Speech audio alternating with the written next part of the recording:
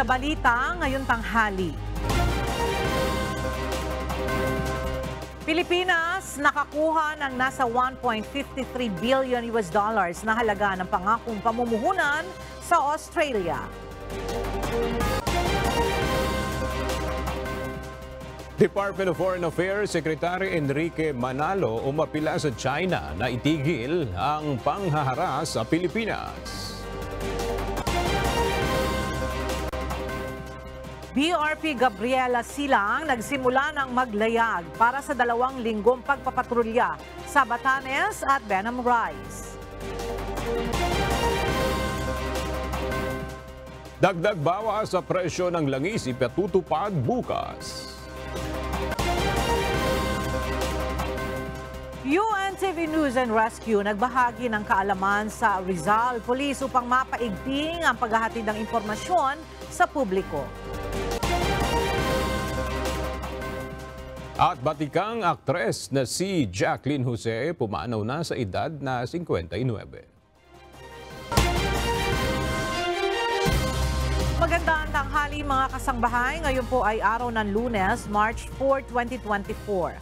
At una sa mga balita ngayong tanghali, sinaksihan ni Pangulong Ferdinand Marcos Jr. ang pagsira sa mga iligal na armas na isinuko ng mga rebelde sa Basilan nito lamang weekend. Bukod sa patuloy na pagsusulong ng kapayapaan, ayon sa Pangulo, tututukan ng kanyang administrasyon ang pagpapaunlad sa Basilan at iba pang conflict areas. Narito ang report ni Nel Maribuhok.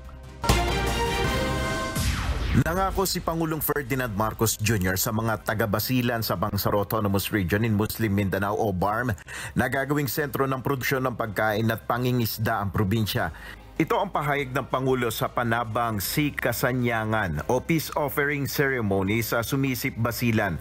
Ayon kay Pangulong Marcos Jr., bukod sa pagsusulong ng kapayapaan, marami pang dapat gawin ng pamahalaan para sa pagpapaunlad ng rehiyon. Kaugnay nito, malaki ang nakikitang potensyal ni PBBM sa probinsya ng Basilan. Basilan's new role is now the war against hunger. You have a land area twice the size of Singapore, blessed with a rich soil, above all, more or less typhoon-free, which makes you an ideal bulwark in our fight for food security. Sa naturang seremonya, sinaksihan ng Pangulo ang decommissioning ng 400 illegal firearms na sumisimbolo ng pagnanasa ng pamahalaan at stakeholders para sa kapayapaan. Ayon kay PBBM, patuloy lamang ang pamahalaan sa pangungumbinsi sa mga rebelde na magbalik loob sa pamahalaan. So, patuloy lang. We are still ongoing in the process, and we are still trying to bring those who are still fighters to come down from the mountains and to join society. Nel Maribuhok, UNTV News and Rescue. Diyos ang aming sandigan, serbisyo publiko ang aming pinahalagahan.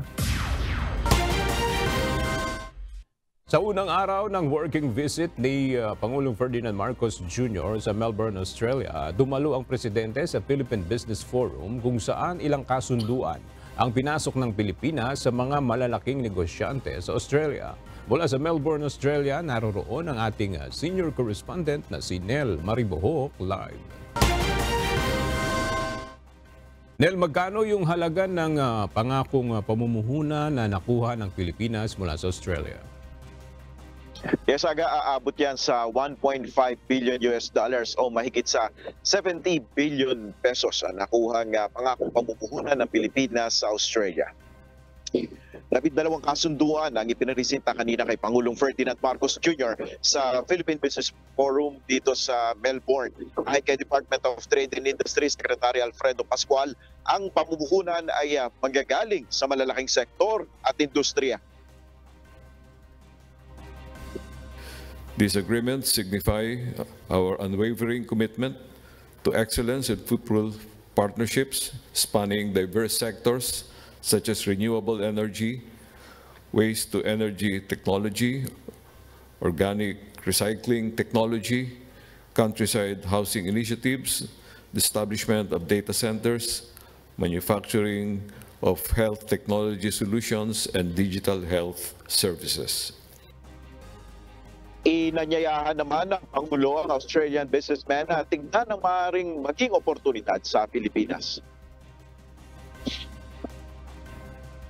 I invite esteemed Australian businesses to consider the Philippines as a reliable partner that can support your expansion and operations. Let us embark on a journey of strengthened economic ties, mutual growth, and shared successes.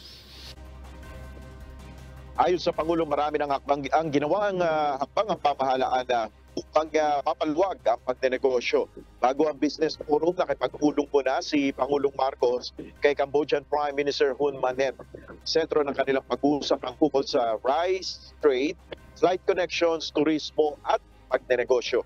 Bukas naman, bago ang formal na pagbubukas ng ASEAN-Australian Summit, ilang pagpupulong pa ang dadalawan ng Pangulo kabilang na sa Macquarie Group at pulong kay New Zealand Prime Minister Christopher Luxon. At yan muna ang ating update. Balik sa iyo, Aga. Maraming salamat, Nel Maribo.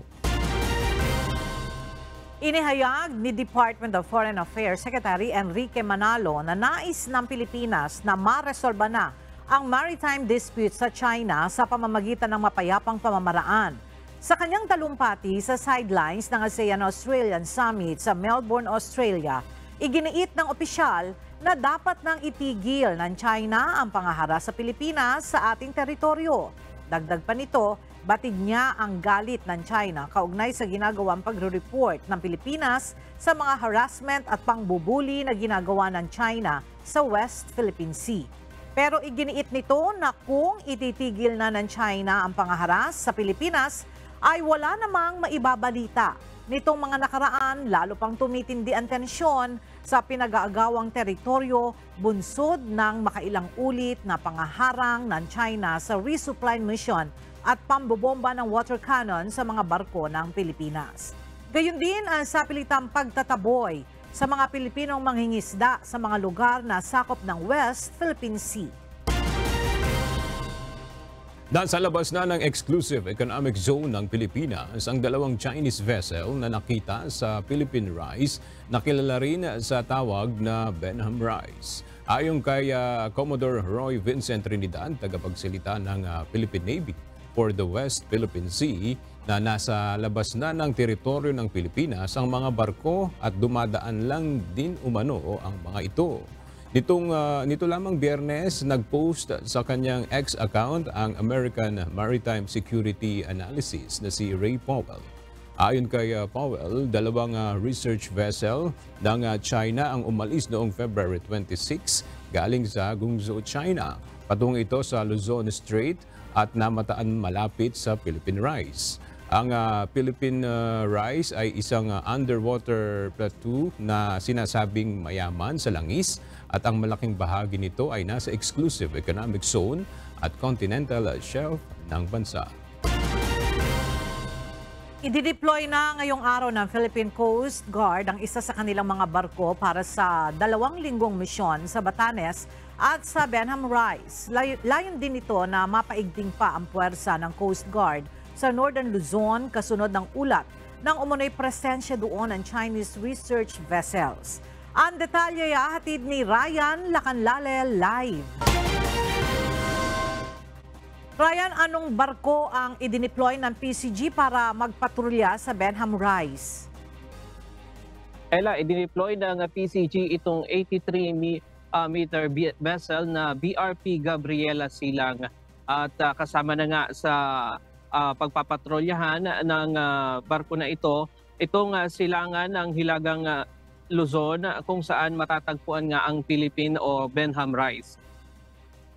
Ayon sa kay Philippine Coast Guard spokesperson Rear Admiral Armand Palilo, nagsimula ng maglayag ngayong araw ang 83-meter vessel ng Philippine Coast Guard na BRP Gabriela Silang para sa 2 linggong maritime domain awareness sa lugar. Iikutan ng barko ang Batanes at maging ang Philippine Rice na sinasabing dumaan ang 2 research vessel ng China. Tinabi ng PCG na hindi regular ang pagpapadala ng barko sa lugar dahil mas malalakas ang alon doon kumpara sa West Philippine Sea. Iilang barko lamang din kasi ang may kakayahan na pumunta sa lugar at sa mga ganitong panahon lamang maaaring makapagpatrolya ang mga barko ng PCG doon dahil panatag ang dagat. Nakahanda naman daw ang mga air asset ng PCG kung sakaling hindi umuubra ang mga barko na magsagawa ng surveillance doon. At yan muna ang latest mula dito sa Maynila. Balik sa iyo, Ella. Maraming salamat, Ryan Lacanlale. Nagsagawa ng aerobatic show o friendship flight sa Clark Air Base sa Pampanga ang Pilipinas at Republic of Korea bilang pagunita sa ika-75 anibersaryo ng diplomatic relations ng dalawang bansa. Ipinamalas ng mga piloto mula sa Philippine Air Force at South Korean Air Force ang kanilang kakayahan sa pagpapalipad ng mga fighter jet. Narito ang report ni Ryan Lacanlale.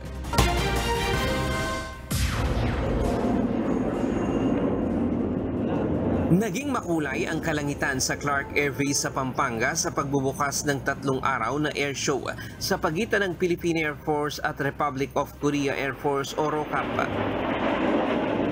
Bahagi ito ng ika-75 anibersaryo ng diplomatikong relasyon ng Pilipinas at South Korea. Ayon kay Defense Secretary Gilbert Chodoro, higit sa bilateral relations ang relasyon ng dalawang bansa. Not of diplomatic relations, not of friendship, but I would say of kinship between the Republic of Korea and the Republic of the Philippines. For the simple reason that we, more than half a century ago, fought together side by side against tyranny, against oppression, and to ensure the liberty of South Korea now. Dagdag pa ng kalihim, hanggang ngayon, nananatili ang dalawang bansa sa iisang prinsipyo at layunin na pangalagaan ang kapayapaan sa Indo-Pacific region. And today, we still share the same values and the shared commitments to a free and open Indo-Pacific, to a way of life that we can cherish as our own, to freedom of navigation on the seas, to respect of international law, and against encroachment and the unilateral rewriting of history through the use of brute and sheer force by stronger powers. And that makes us kin, bonded forever. Nagpasalamat naman ng South Korean Air Force sa mga Pilipino para sa pagtitiwala at pagkakaibigan sa loob ng mahigit 70 taon.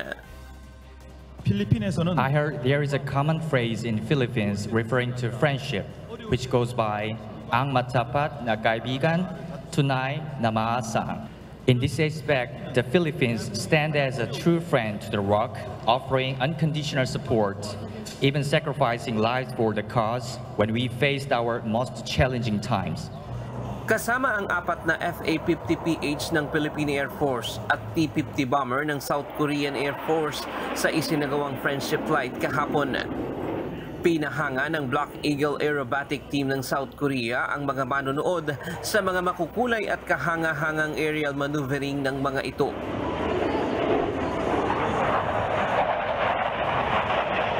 For flight, we get around and we discuss about the flight. So, because the flight and discussion is very good, very well. So, the flight, the result also really good. So it's a really good time, and it's a really big memory, and I can't forget everything.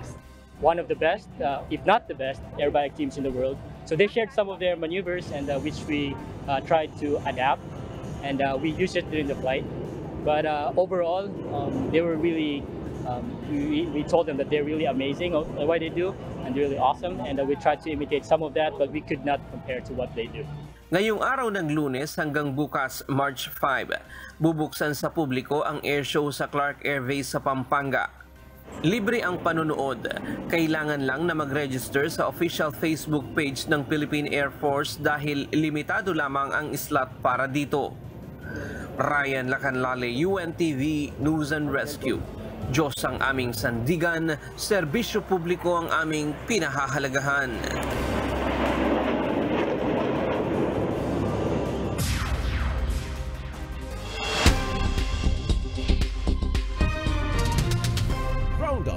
balita. Abiso sa mga motorista, magpapatupad ng dagdag bawas sa presyo ang mga kumpanya ng langis bukas, araw ng Martes, March 5. Sa abiso ng mga oil company, bababa ng 40 sentimos kada litro ang presyo ng diesel, habang tataas naman ng 50 sentimos kada litro ang presyo ng gasolina at 35 sentimos na rollback sa kerosene. Ang panibagong oil price adjustment ay dahil pa rin sa pabago-bagong galaw sa presyo ng langis sa international market. Dalawang motorized bangka ang nahuli ng mga otoridad sa Cabasalan, Zamboanga, Sibugay dahil sa iligal na pangingisda. Base sa report ng Philippine Coast Guard, nangyari ang insidente noong February 27 kung saan nahuli ang dalawang bangka na gumagamit ng hulbot-hulbot.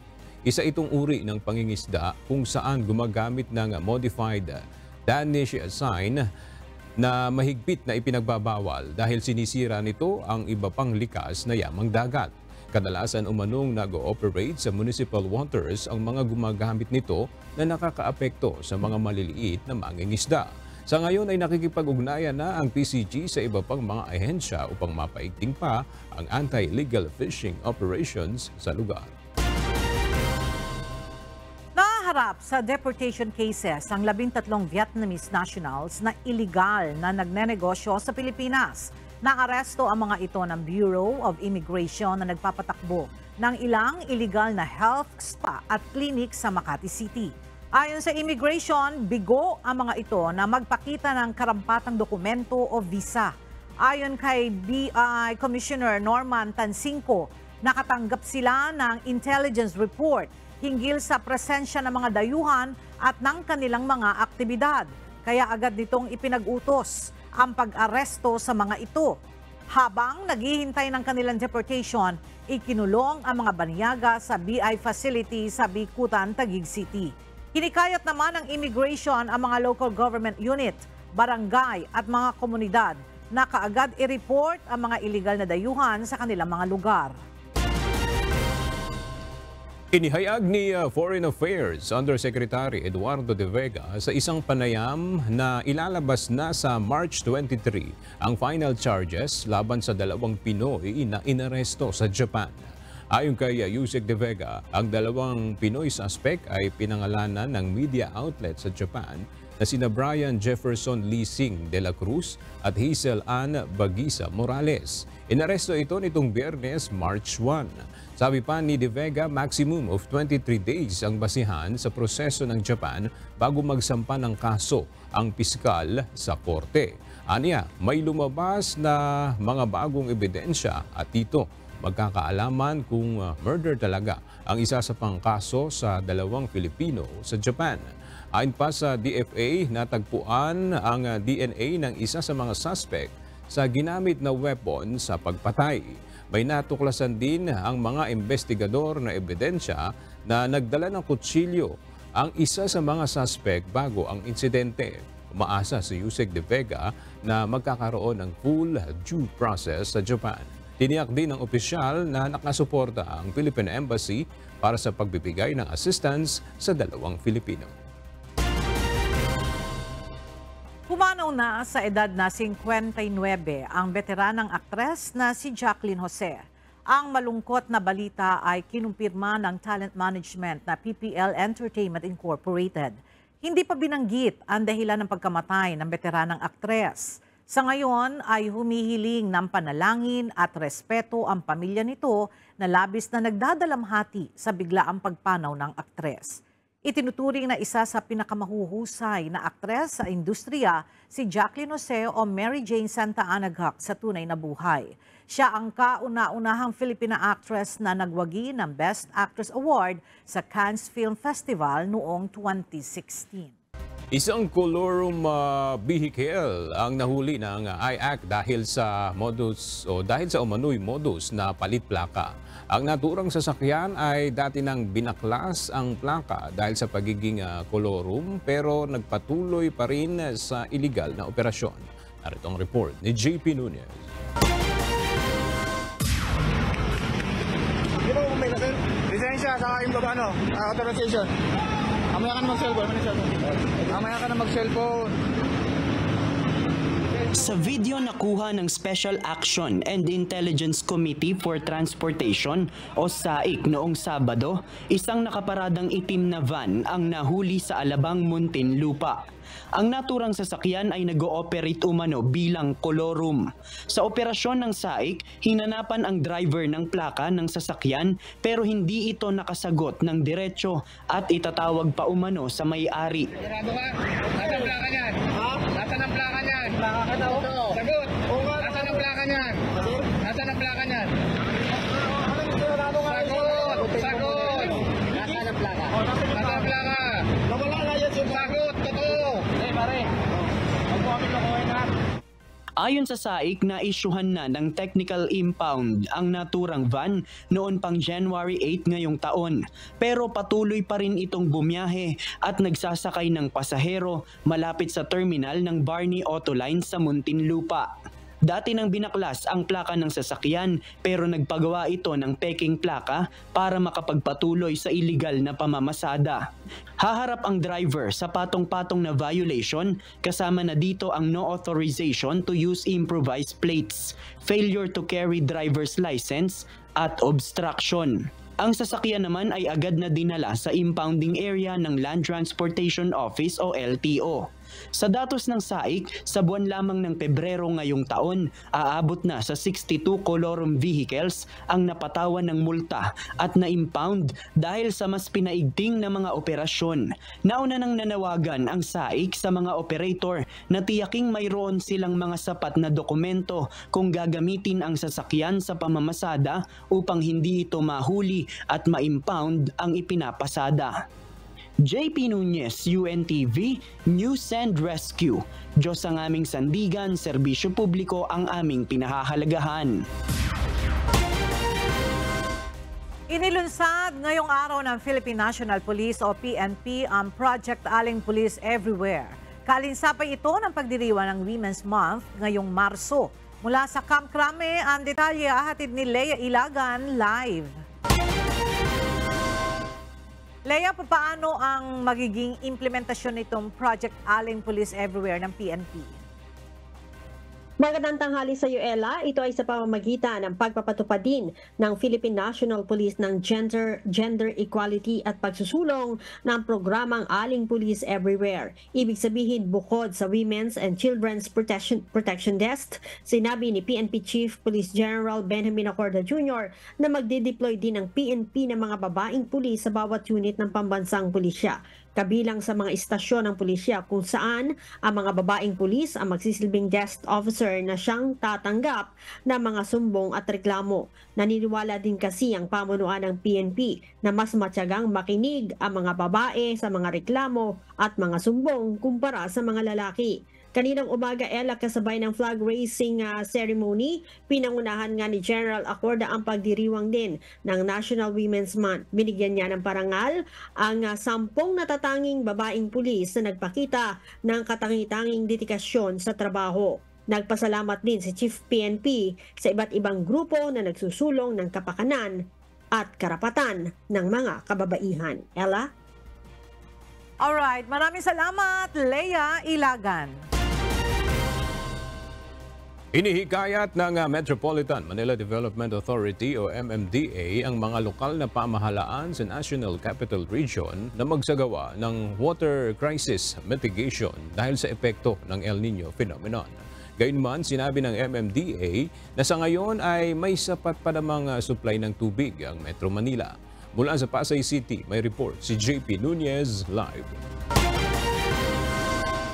JP, base sa panukala ng MMDA, ano ba itong water crisis mitigation?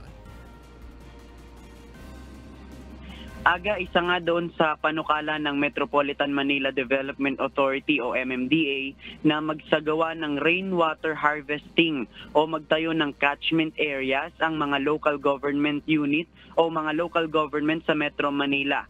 Ito nila ang maaaring gawin ng mga LGU upang maiwasan ang posibleng epekto ng El Nino na maaari pang umabot hanggang buwan ng Mayo.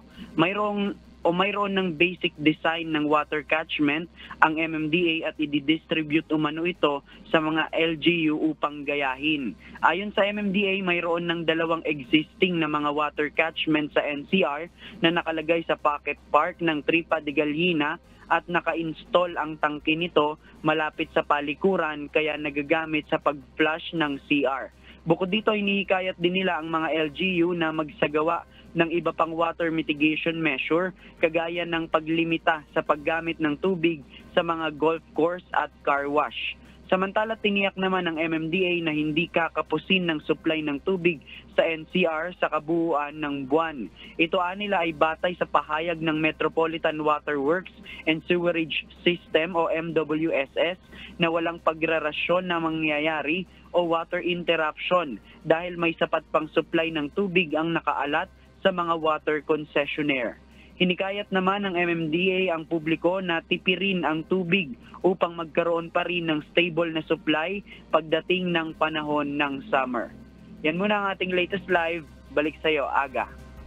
Maraming salamat, JP Nunez. Inihayag ng Department of Agriculture na bumaba na ang presyo ng ilang mga pangunahing bilihin sa merkado. Mula sa Maynila, may report si Jed Neresina live. Jed, ano-anong mga produkto itong sinasabing bumaba na ang presyo? Yes, Ella, batay nga sa mga reports, bumaba na sa 25 pesos at 26 centavos ang halaga kada kilo ng pulang sibuyas mula Enero hanggang Pebrero. Bumaba rin ang presyo ng tilapia mula sa 169 pesos at 2 centavos hanggang 167 at 62 centavos na lang kada kilo noong nakaraang buwan. Mas mababa ito, Ella, kaysa sa average retail price nito noong Enero na nasa 168 at 52 centavos kada kilo. Samantala, Ella, sa brown sugar naman ay nakapagtala ng 1 peso at 58 centavos na pagbaba ng halaga kada kilo mula pa rin ito, Ella, sa Enero hanggang Pebrero. Batay nga sa datos, mula ito sa 78 at 10 centavos kada kilo noong Enero na bumaba sa 76 pesos at 52 centavos kada kilo noong nakaraang buwan. Para naman sa mga gulay, Ella, bumaba rin ang presyo ng talong sa merkado mula sa 91 pesos at 51 centavos kada kilo hanggang sa 86 pesos at 18 centavos na lang kada kilo.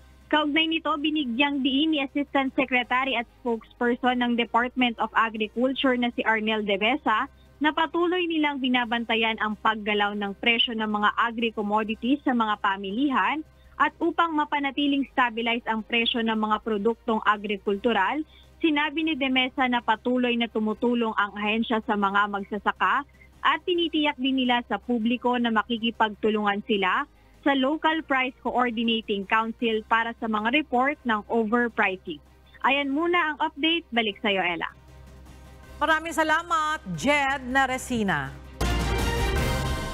Mas inagahan ang oras ng deliberasyon ng House Committee of the Whole sa Economic Charter Change ngayong araw. Nakatutok naman ang talakayan sa panukalang luwagan ng probisyon ng saligang batas na may kinalaman sa sektor ng edukasyon. Mula sa House of Representatives, makibalita tayo kay Rosalie Coz live. Rosalie, bakit mas inagahan ang pagdinig ng Kamara kaugnay sa Economic Charter Change ngayong araw? Aga, pasado 10:00 ng umaga nang umpisahan ang pag-convene sa House Committee of the Whole para sa Economic Charter Change deliberation. Mas maaga ito ng mahigit 2 oras sa nakalipas na 3 araw na talakayan noong nakalipas na linggo. Ito ay dahil ngayong araw tinatalakay ang panukalang luwagan sa foreign ownership ang sektor ng edukasyon. Maraming resource persons ang dumadalo kaya inaasahang mas mahaba-haba rin ang magiging talakayan. Sa Senado, tertiary education lang ang isinusulong na buksan sa foreign ownership. Subalit dito sa Kamara, basic education ang pinag-aaralang buksan sa mga dayuhan o ang elementary at secondary education. Sa unang bahagi ng deliberasyon ay nagsasalita ang mga resource person hinggil sa kanilang posisyon sa pagbubukas nga ng basic education sa foreign ownership. Kabilang naman dito sa mga tumutol sa panukalang alisin ng economic restrictions sa basic education ay ang Department of Education. Ayon kay DepEd Undersecretary for Legal and Legislative Affairs, Attorney Omar Alexander Romero, makaapekto ito sa paghubog sa mga bata upang maging makabansa at makabayan. Iginiit din itong magiging banta sa national security kung mapapasakamay ng mga dayuhan ang full control sa basic education sa pamamagitan naman ng legislation. Balik sa iyo, Aga. Maraming salamat, Rosa Ricon.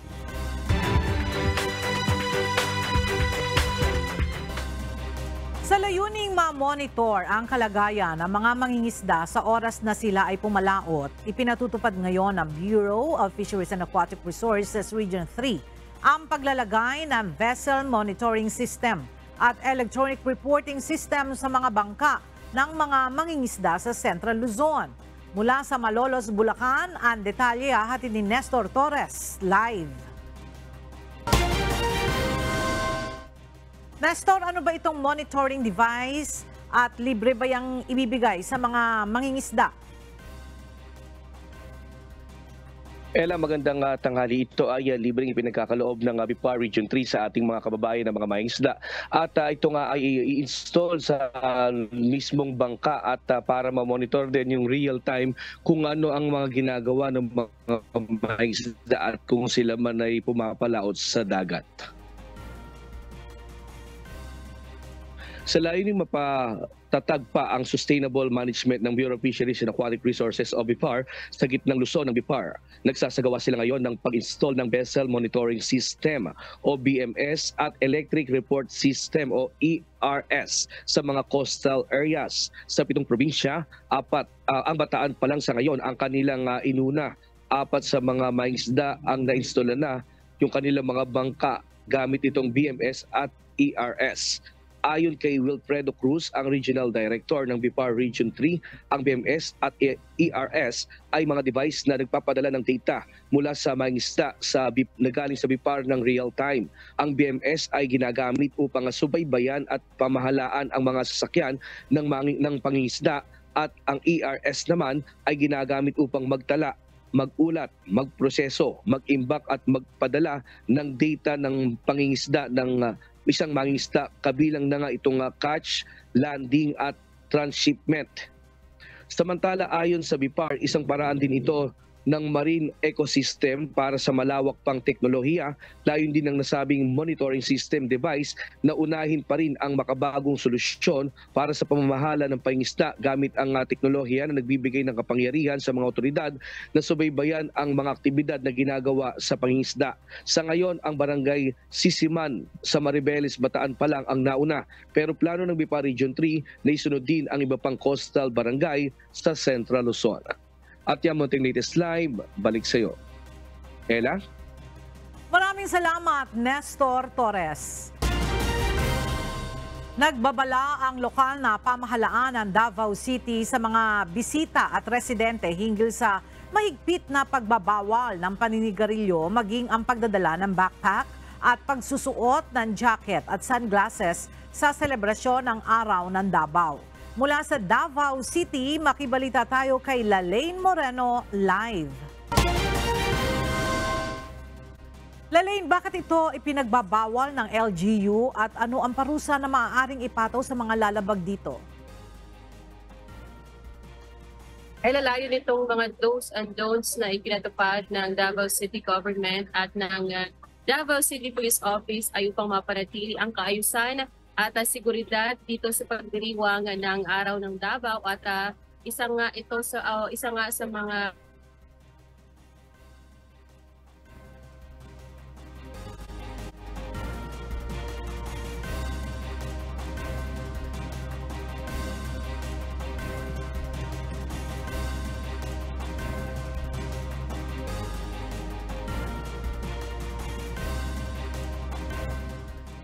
Alright, babalikan po natin ang pag-uulat niya ni Lalaine Moreno.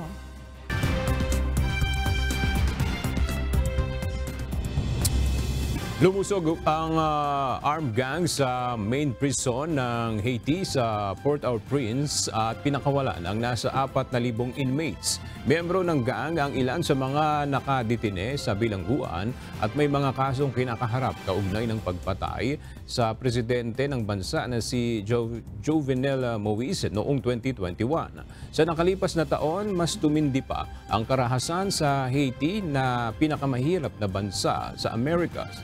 80% ng Port-au-Prince kontrolado ng mga gang na nais magpatalsik kay Prime Minister Ariel Henry. Nakaranas ng hindi pangkaraniwang traffic hazard ang mga drivers sa isang Ohio Interstate sa Estados Unidos nitong weekend. Ito ay matapos makawala ang 2 kabayo sa motorway. Nakuhaan ang mga ito ng traffic cameras at nagdulot ng bahagyang pagbigat sa daloy ng trapiko. Ayon sa Cleveland Police, pagmamay-ari ng pulisya ang mga kabayo at nakawala sa kanilang kwadra. Kauna-unahang NBA player si LeBron James na nakaabot sa 40,000 career regular season points. Ito ay matapos ang laro ng Lakers laban sa Denver Nuggets araw ng Sabado, March 2. Gayunman, talunan ang kanilang team na Los Angeles Lakers sa defending NBA champions sa score na 124-114. February 2023 nang maging all-time leading scorer ng NBA si James at nahigitan ang 38,387 points record ni Kareem Abdul-Jabbar.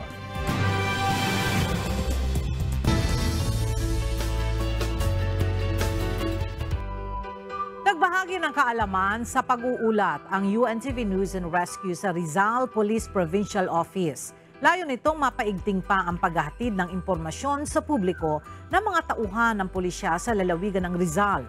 Ang detalye sa ulat ni Rosalie Coz. Sa halip na guguli ng araw ng linggo upang kahit papaano ay makapagpahinga, naglaan ng oras ang mga tauhan ng Rizal Police Provincial Office o RPPO upang madagdagan ang kanilang kaalaman sa pagkalap ng impormasyon at pag-uulat o pagbabalita.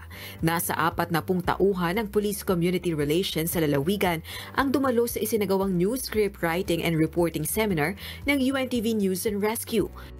To further improve and unleash police officer skills, UNTV conducted its first script and news writing seminar. Katurungan Arlen Montilla, ito Fast News, Balitang Pangmabilisan. Kami po sa Taytay Municipal Police Station naniniwala sa aksyon, mabilis at sapat dapat lang. Ako po si Police Staff Sergeant Hernandez, Smart Taytay, patuloy na mag-uugnay.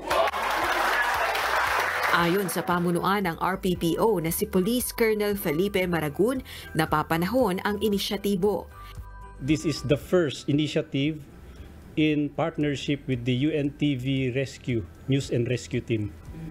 No, very timely, and ito yung kauna-unahang event na nagkaroon tayo ng collaboration. And hopefully magtuloy-tuloy itong mga advocacy natin na ma-increase pa yung capacity ng ating mga kapulisan. Lalong-lalo na dito sa news and script writing na napaka-importante na maging at par with national or international standard. Na-appreciate naman ng Public Information Office ng RPPO ang effort ng UNTV News and Rescue sa pagbabahagi ng kaalaman sa pagbabalita. Sobra-sobra pong pasasalamat sa inilalaan nyo pong oras para sa amin. Sabi ko nga po sa kanila, yung mga bumaba dito na mga miyembro ng UNTV News and Rescue at hindi sila magsasayang ng oras para lang for nothing. May matutunan, may maiwan na kahit kaunti, sapat na. Dahil sa kung lagi nating ipapractice yung kaunti na yan, madidevelop siya, ma-enhance yung inyong kung ano mang meron na dyan sa inyo. Ayon naman sa mga kawani ng Rizal Police, worth it ang inilaan nilang oras upang magkaroon ng dagdag na kaalaman na magagamit nila sa paglilingkod sa mga kapwa Pilipino. Na-appreciate namin tong pagsiseminar nyo sa amin kasi napakalaking tulong po sa amin ito. It's timely talaga na important sa amin to kasi lalong-lalo na po kami yung nasa PCR, kami yung nakikipag-communicate lalo na sa community, pumupunta kami sa mga barangays, sa mga school, kami yung parang frontliners pagdating sa pakikipag-communicate sa community. Yung pag-attend po ng ganitong training, hindi lang po siya para sa specific na unit kasi pwede po kami malipat. So at any time, pwede po namin magamit yung skills na nahon namin during this kind of training. Malaking parte po ito sa aming trabaho kasi yun nga po, kailangan po namin malaman yung mga topics or mga guidelines sa paggagawa po ng magandang balita sa bawat operation po namin. Samantala, sa March 7, magsasagawa rin ng isang outreach program ang Rizal Police Provincial Office para sa mga pamunuan ng barangay sa lalawigan. Katuwang din ng pulisya sa inisyatibong ito ang UNTV News and Rescue at members Church of God International o MCGI. Rosa Licoz, UNTV News and Rescue. Diyos ang aming sandigan, serbisyo publiko ang aming pinahahalagahan. Samantala, balikan natin muli ang live report ni Lalaine Moreno kaugnay sa mga bagay na ipinagbabawal sa selebrasyon ng Araw ng Davao. Yes, Lalaine, go ahead. Ella, magpit na nagpaalala ang lokal na pamahalaan ng Davao City at Davao City Police Office sa mga Davaoenos at bisita na dadalo sa selebrasyon ng 87th Araw ng Davao na nagsimula na noong Biyernes at tatagal hanggang March 17. Ayon sa City Government at PCPO, dapat alamin ng mga turista o bisita ang mga bawal at hindi dapat gawin habang nasa lungsod para maiwasan ang mga penalty o inconvenience. Kabilang sa mga ipinagbabawal ang pagdadala ng mga colored water container, magpalipad ng drone maliban sa mga may security clearance. Bawal manigarilyo sa pampublikong lugar, magdala ng mga maliliit na bata o sanggol at magdala ng backpack, magsuot ng jacket at sunglasses sa mga security inspection. Bawal rin ang pag-inom ng mga nakalalasing na inumin, magdala ng baril at mga patalim. At pinaiiwasan din ang magdala ng mga mabibigat at maraming gamit. Gumamit ng sombrero at paypay at iwasang magbilad sa mainit na sikat ng araw. Sa mga mahihilig naman maglakad, gumamit ng pedestrian lane kung tatawid ng kalsada para iwas sa huli at penalty. Ang mga ganitong protocol ay kaalinsabay rin sa mga pagdiriwang tulad ng kadayawan sa Davao. Ang mga mahuling lalabag ay maaaring huhulihin o pagmumultahin. Noong Biyernes, mahigit 8,000 security personnel at mga pulis ang ipakakalat sa buong selebrasyon ng Araw ng Davao. Muli namang pinaalalahanan ni Mayor Baste Duterte ang mga drug addict at kriminal na posibleng maghasik ng lagim sa lungsod. Ay muna ating balita mula rito sa Davao City. Balik sa iyo, Ella. Maraming salamat, Lalaine Moreno.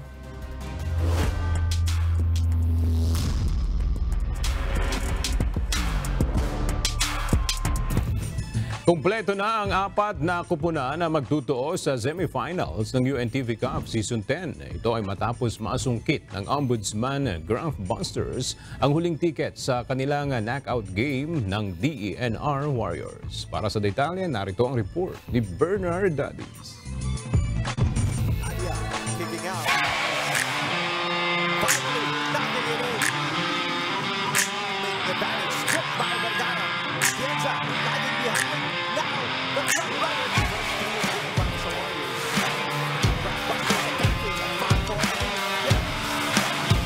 And the Graph Busters will go to the semifinals.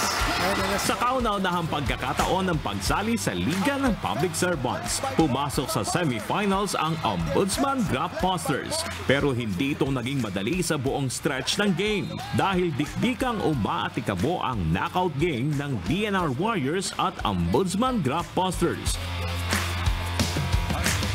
Sa main game ng triple header ng UNTV Cup quarterfinals sa Nova Desi Convention Center kahapon.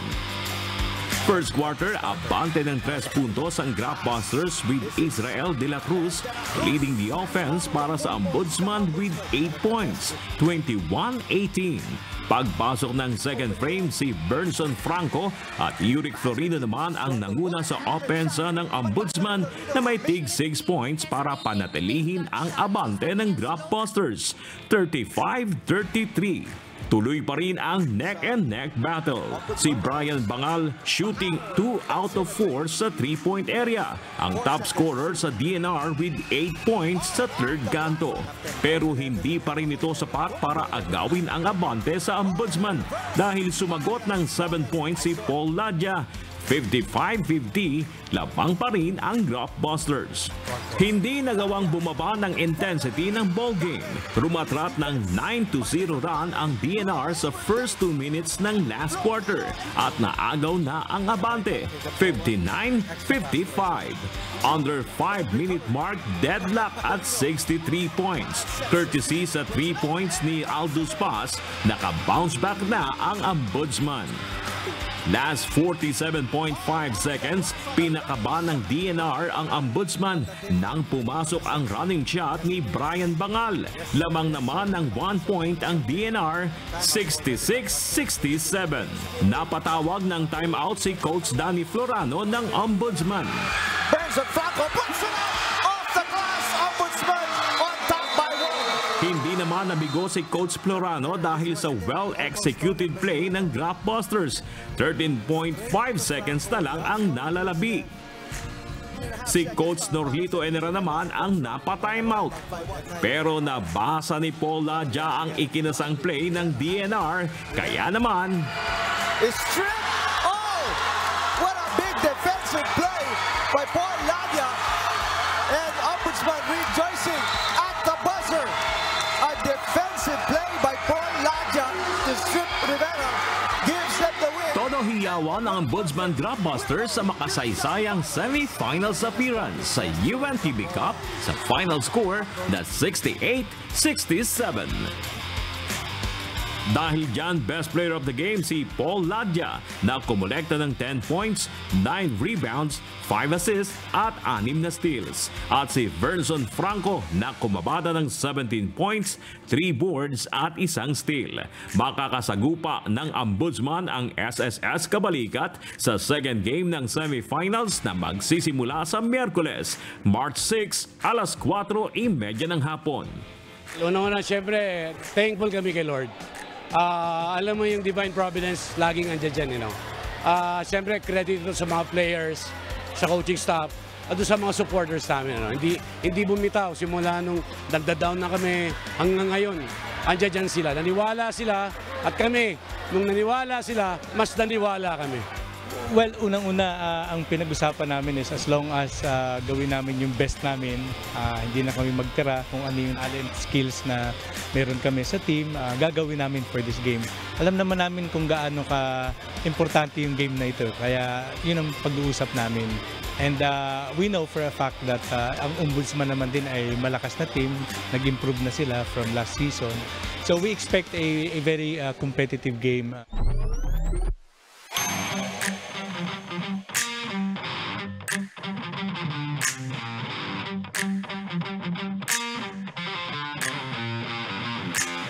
Samantala, nagwagi naman ang NHA Home Masters laban sa Senate Defenders via overtime game sa score na 85-80.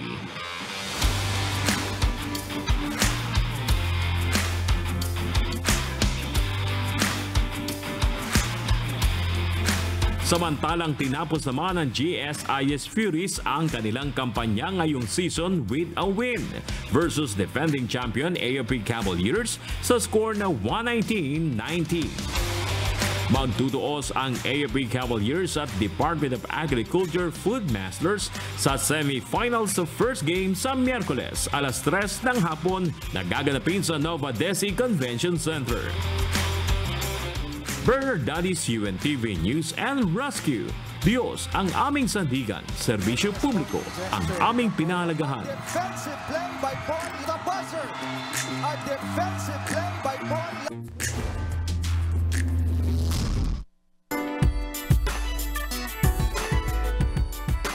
Hindi pinalampas ng mga wisher na mapanood ang digital live stream ng Wish Day Tides sa YouTube channel ng KDR Music House kagabi. Gamit ang social media, ibinuhos ng mga wisher ang kanilang mga reaksyon sa naturang short film. Narito ang report ni Gladys Toabi.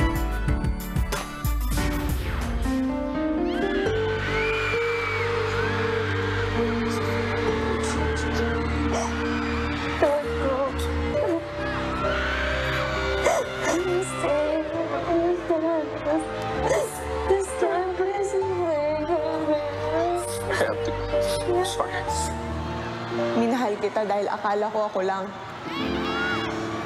I deserve a clean and honest relationship, Kevin. Hindi katulad ng ganito. Ilan lamang ito sa mga eksenang tumatak sa mga wisher na napanood sa Wish Day Tides. Sa digital live stream sa YouTube channel ng KDR Music House kagabi, iba't ibang emosyon ang naramdaman ng mga manunood. Idinaan ng mga wisher ang kanilang reaksyon sa storya ni Angeli at Kevin sa social media. May ilan na hindi napigilang masaktan sa kwento, habang ang ibang wisher nagulat sa naging plot twist na short film.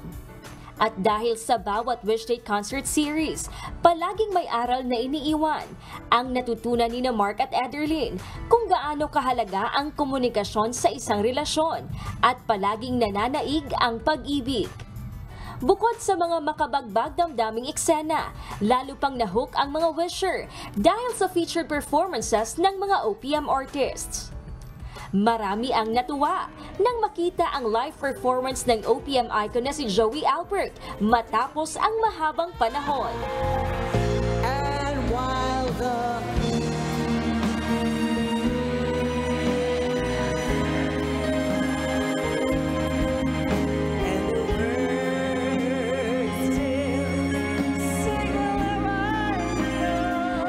carried away at biglang naalala ang nakaraan dahil sa mga piling awitin ng premier vocal group The Company. Ngayon ay aminin ko na sana nga'y tayong dalawa. Bawat tanong mo'y iniwasan ko.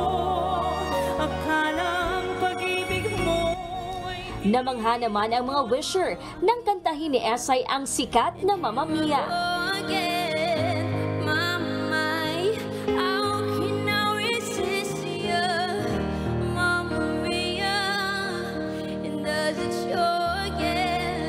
Relate much ang mga nanood dahil sa mga awiting binigyang buhay ng mga OPM artist na swak sa bawat eksena ng short film.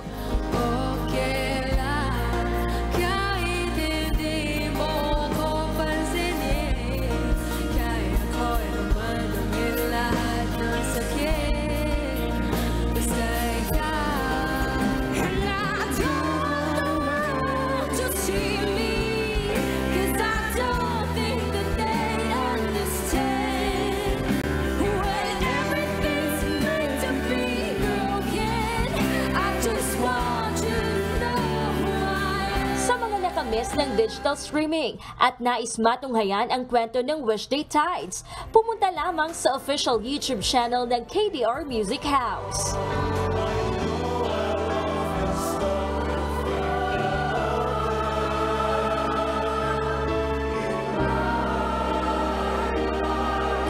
Gladys Tuwabi, UNTV News and Rescue.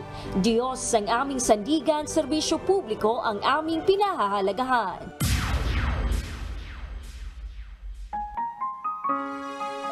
At sa ating pong iiwang mga salita ng Diyos na ating sandigan mula sa Aklat ng Awit, Kapitulo 40, versikulo 8 na nagsasabi, Aking kinalulugurang sundi ang iyong kalooban, O Diyos ko. Oo, ang iyong kautusan ay nasa loob ng aking puso.